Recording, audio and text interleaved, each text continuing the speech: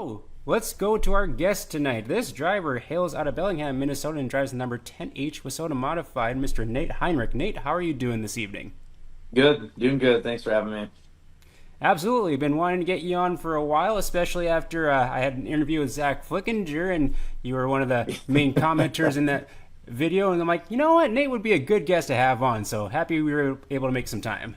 Yeah, we'll see. Hopefully, that don't turn around and bite me in the butt. So I know we were trying to give him a hard time online. So Well, we got to loosen Flick up a little bit. He can be a little quiet sometimes. yep, yep, that's for sure. Well, if anyone is watching, wants to say hi, or has a question for Nate, feel free to drop it in the comments below. I know we already have Spencer Hupel and Amanda Heinrich checking in. I'm sure you know Amanda. Yep, we do. We'll keep it at that. But as we get going on this interview, Nate, give us a little background on your racing. I know you've been away from racing for a little bit, and now you're back. So kind of catch us up a little bit. Yep. I guess when I was younger, we started out racing go-karts and kind of just kept progressing from there. Got into the B mods.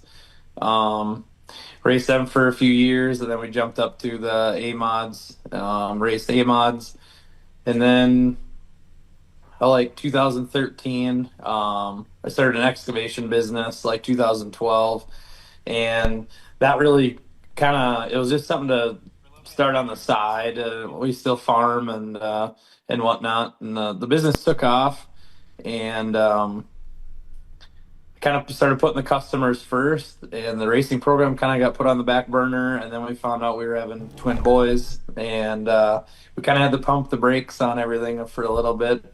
And so 2013 was like my last year racing racing the modifieds. And so then basically we worked our tail off trying to build a good company. And we started a cow calf operation. We do a bunch of livestock stuff. We still do grain farm. And basically, Flickinger, I went with him and his pit guy Tobias. We went down to the dome, and that's kind of where it all started back again. TPO won the dome that year, and I liked his driving style. Kind of looked into him a little bit more on how he all did and this and that. And I just at the time I had sponsored a whole bunch of cars in the area. Just figured if I couldn't race, I wanted to help other people out. Like I appreciated it when someone even offered just to buy me, like a tire or whatever. Um, so if I didn't have a car, I felt like if I'd stick some money into these younger kids coming through and try and help them out. And I did the same thing with Tyler. I reached out to him actually and wanted to sponsor him and wanted to be just still want to be involved in the racing scene somehow. And that was maybe the wrong move. I don't know, but within a year or two, him and I got to be really good buddies. And basically, one thing turned into another, and we got two modifieds in the shop at the moment. So it's not entirely what I expected out of all that, but I'm definitely glad to be back. It's fun to be back, and we're having fun with it. So Yeah, you can't really get rid of the racing itch once it's ingrained in you. It can be easy to kind of cycle back in, so to speak. yep, yeah, for sure. It's one of those deals though. Like when I quit, I couldn't almost like I couldn't go to the races and watch. It was I mean, I enjoyed the races. I always kind of looked results up and stuff like that, but I just never could bring myself to like just go and sit and watch. Later on, when I started sponsored more cars and stuff like that, I just kind of wanted to be more involved. And I got into the pits, and you just get more into the action and that whole thing, and it just like I don't know, it just slowly like sucks you right back in there, and that's where we are again. So we're full blown race team again. So Yeah, and I can't quite relate because I haven't really taken a break from racing. It's only those nights that I do end up not at a racetrack and I find myself like looking at MRP live and it's like, geez, I wish I was at this track or whatnot. And so that's like the right. closest thing I can relate to that. Yep. Yep. Spencer Hupel is asking, why did you pick the number 10H? No particular reason actually. When I first started racing go-karts, I was just a huge fan of Billy Moyer. Like I had all his little die-cast late models and stuff like that when I was growing up, and um, I wanted to be 21 at the time, and I remember the first track we went to, there was like a number sheet, and 21 had a name filled in, and they're like, well, you can't be 21, you got to pick another number. And I'm like, well, I had no idea what to pick. 10 was open. I ended up just picking 10. So there was really no rhyme or reason. Picked 10, and then we got into B mods, and there was quite a few 10 cars at the time. Um, so then we threw the H behind it because that was just either you got to change a number or add a letter or something like that. So ended up 10H, and it's just kind of stuck. We actually had kicked around the idea of like when we come back into racing here a year ago, it we actually thought kind of kicked the idea around of like just changing a number, like a whole new deal. But um, I don't know. I just kind of wanted to go back to my roots where I'd started, and um, so we just kind of kept rolling with the 10 deal. So Well, selfishly, I'm kind of glad you stuck with the 10H just because I briefly saw you before you took the break. And yeah, when I saw the 10H come back out on the track, I'm like, oh, that must be Nate Heinrich. And sure enough, it was you. yeah. So it's like, kind of That was recognize you. part of the reason because like I don't know. It maybe it's just me as a driver, but there's so many faces come to the trailer, and I know the wife many times. Like someone will sit and have a conversation with me for 20 minutes, and they'll walk away, and like almost like we're best buddies, and she'll be like, "Who is that?" And I'll be like, I have no idea who that was." Like I see them all the time, but I'm not good with names or retaining it or whatever. But um, so yeah, it's but. Yeah, that's a weekly occurrence for me too. They'll be like, "Hey, Mason, how are you doing?" And I'm like, "Oh gosh, I've seen them so many Right. times, and I forget their names." I'm like, "So forgive Yeah. me." Yeah. So I figured if we stuck with the same number, there's maybe some old faces and that maybe would recognize that again. And it has, there's quite a few people that back in the day they knew the number and they just stuck with it. So We got but quite a few people checking in. Got a few people from out in my hometown neck of the woods, including Chris Ruhr, Isaac Sandro, Rick Schultz, Ryan Flotten checking in. Howdy, Ryan. And also Al Schmidt's got a question. I'm going to ask a precursor question for this. So, since you're in Bellingham, what would you consider your home tracks, your typical weekly schedule for the 10H? so I basically grew up right in Madison. So um where I ended up kind of put my stake in the ground for my farmyard or whatever is we're like north and west of Madison, just maybe 6 7 miles, something like that. And actually, we're our address is considered Bellingham, so it's a town that's actually farther, almost a little bit farther away than Madison, but it's just the way the townships break down. It gives me a Bellingham address. So when I filled everything out, like through a soda and the whole deal, you can put your address in. And I always used to be 10H and 800 from Madison, Minnesota. And now that I have a Bellingham address, like the address stuck. And I get a lot of people like, did you move or where's Bellingham? It's just a real small town, but Madison would be considered like my home track.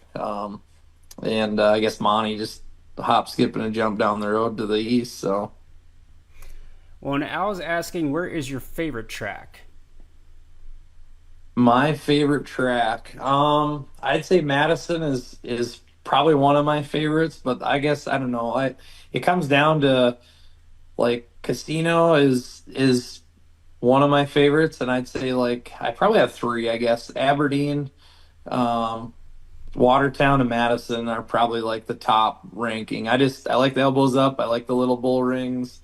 That's kind of more my style. Like I get into like the big half mile stuff, and it's fun, but it's just I don't know. I feel like I'm kind of NASCAR-y and that stuff, and it's not really my style. So. Well, that makes sense considering you just took the win over at Casino Speedway the other night and looked pretty solid doing it. Yeah, it was good. We've been after one there for well, quite a while. I told my dad when we won, I said we're gonna have to go back in the archives. I said and figure out when we won there, like in a previous race session than when we ran. But um, we had a win there last year. We were leading the race, and it was like I don't remember if it was like 3 or 5 to go, and I ended up clipping a Ute tire, and I spun out and I handed that win to Stern. So I always joke around with Mike when I see him, like, yeah, you owe me one next time we're in Watertown, like you got to hand one over sometime. But no, it worked out good. Definitely meant a lot to us to grab one over there. You go to a track for so long, um, you know, I'm going to say weekly because we're there quite often. Um, you keep pushing, you strive for that win, and it's rewarding to finally pick one off. So hopefully we can keep the ball rolling over there and see what happens. So Yeah, and Spencer was mentioning Madison Speedway. I believe he went over there for one of the first times, maybe last year, the year before, and that track is always really good, really consistent, races really well, and so he's wondering what makes Madison Speedway so good like that. I think just the surface, um, they have a I don't know, they have a good I mean the facility, I'm not gonna like beat them down by any means because I think there's some things every track can do different that can maybe make it better. And I'm not saying I got the answers because I definitely don't want to run a track. But when you visit all these tracks throughout the countryside and you see what other tracks are doing, and you kind of wish you could bring bits and pieces of that to each one you go to, and you feel like it would better it. But I don't know. I think it's just the banking. The straightaway speed is probably seems like it's just right. It's a guy's cruising pretty good. The banking is good. You can really throw it in there. Um, so I don't know. It's just all around fun. There's enough room on there. A guy can race, 3, 4 wide if you really want to push the issue. And um, overall, it's just it's a really nice track to be on. So I'd agree with that. Every time I go there, it's always really racy and very smooth. Like I don't really recall ever seeing it have any much of character, if any, at all. right, only like maybe if they get a bunch of rain or something. But honestly, like the surface is pretty old in my opinion. We actually hauled them some new dirt this year, and I know Troy really wanted to put a lot more topsoil on it this year than what he ended up putting on. It's just the Challenge Series race came a lot sooner to them than they really wanted it, the way it sounds. And I guess just like every other track, they have a big race coming. They're maybe a little nervous on if it's going to hold up or not when they try to bring a big show like that in. So I think he felt like he was maybe a little underprepared. They only had like one race before the Challenge Series hit. So they definitely had it sheep's footed hard, and it was smooth. But um, the rubber thing there is definitely something that we're kind of concerned about week in and week out. If there's a lot of cars, it seems like it does rubber up quicker than normal. But I kind of offset that where we don't have all four wheels in the air ever when we go to Madison. And I'm not saying these tracks that we have gone to in the beginning of the season are that bad. It's just some of them put new surfaces on, and the weather events they've had, it's kind of out of their control. But we definitely have raced on rougher tracks this year than I feel like we had in the past. So it's kudos to Madison for keeping it smooth. It's been fun. So. When you bring up a good point too, especially with that Challenge Series swing that came through. So I know they went from KRA to Monty, Madison, and Watertown, and I think KRA's was the season opener. So it's like that's a lot of Yep. pressure to have the Challenge Series come in for the season opener. Yeah, yeah, it wasn't, for lack of trying. I think I'm not really sure. I don't race. Wilmer is tough for us to take off on a Thursday, which we really ideally we could race 4 nights a week if we wanted and not drive more than 60 miles. So it's we're very fortunate to have that option, but just with work and everything, it doesn't really work for us to do that. But I want to say they had they definitely tried to. There was like a couple of races scheduled that just rained out, and the one that happened to be their opener was the Challenge Series. So, but Yeah, nothing like starting off with a bang in one aspect of it. right, for sure.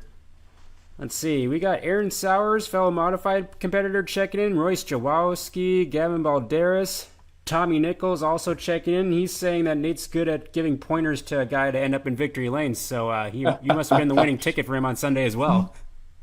Yeah, I remember that. He gave me a shout out in the pits. I don't know if it was one of those deals, do as I say, not as I do type of thing, or what. But yeah, I mean, I just kind of told him where I thought it was good, and it worked out. But he's a good enough driver. He can kind of. I'm pretty sure he picked out where he needed to be, anyways. So Well, heck yeah. You just needed TPO to end up in victory lane, and you would have had three cars parked next to each other in a row end up in victory lane on the same night. right, yeah, we were definitely pushing for it. So yeah, it would have been pretty cool. Oh, Spencer's saying the Sticks Bar in Madison is one of the best bars he's ever been to. So I guess that's the local bar, and kind of do they have a special food or anything like that? I guess it's just like for the Madison area, there's not like there's little bars like VF and stuff like that, but it's probably one of the only places we do have in town where you can go get a burger. It's kind of like a sports bar deal. You can go get a burger, have a beer, you can get a steak if you want. Just I think the atmosphere is, anytime you go there, there's a pretty young crowd. There's always someone you're gonna run into that you're gonna visit with. So um, it's really fun to see that in Madison. The place had been up for sale a couple times, been separate clubs previously. And any time you see a business close in town, it's not never a good thing. So it's definitely really nice to see a place like that, and it's been staying popular, and it's fun to see the parking lot full whenever a guy goes by that place. So Well, that means I got to make a stop there, whether it's this weekend or sometime when I'm in the area, yep, because that sounds pretty check good. it out. Right. Well, what's your plans for the rest of 2025? Do you have any goals that you want to achieve or anything like that? I know you've been putting in a lot of time. I saw you up at the test and tune up in West Fargo with TPO and kind of getting the car dialed in there. Yeah. I don't know. I don't let the cat out of the bag too much on like our big plans. I mean, obviously I think our goal is I don't know that we have the time allotted to maybe push for like a national title. But I certainly wouldn't mind pushing for like a top five in nationals and just trying to win some bigger races. And that's really, we just need to kind of travel around and race with more cars, um, and race next to the good competition that is only going to make you better. So um, I don't know. Most of the time we go out race. We try to have fun. I try not to look at the point side of it. Um, last year we kind of did the same thing. We just went out and had fun with it.